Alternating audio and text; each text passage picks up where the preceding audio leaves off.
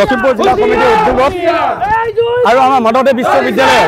জনজাতি ছাত্ৰ সমাজৰ উদ্যোগত অসম চৰকাৰে যি 6 জনগোষ্ঠীক জোৰ জবস্তি আমাৰ খিলঞ্জীয়া 14টা জনগোষ্ঠীয়ে যি আমাৰ জনজাতি মৰ্যাদা খৰ্ব কৰি নতুনকৈ 6 জনগোষ্ঠীক জনজাতি দিব বিচাৰিছে এয়া আমি তীব্ৰ বিৰোধিতা কৰিছোঁ অসম চৰকাৰে আমি হকিয়াই দিব খুজিছোঁ কোনো কাৰণত 6 জনগোষ্ঠীৰ জনজাতিকৰণ আমি ট্ৰাইবেল জনজাতিসকলে কোনো কাৰণে আমি মানি নলওঁ আৰু অসম চৰকাৰক দাবী জনাইছোঁ শীঘ্ৰে 6 জনগোষ্ঠীৰ জনজাতিকৰণৰ যি প্ৰতিবেদন অনুমোদন জনাইছে শীঘ্ৰে এই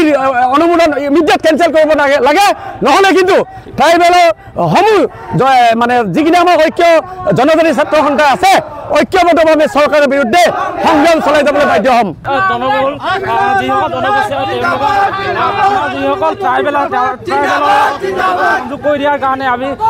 অধ্যয়ন বাদ দি মেলি ওলাই আহিবৰ কাৰণে বাধ্য হৈছোঁ আমি ইয়াৰ পৰা অসম চৰকাৰক উকিয়াই দিব বিচাৰিছোঁ যে যিসকল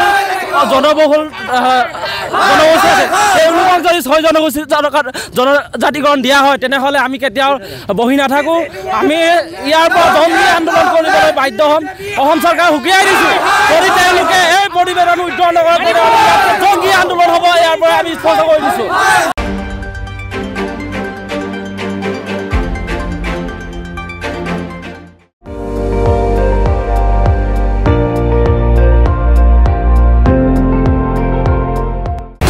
আপুনি চাই আছে ND24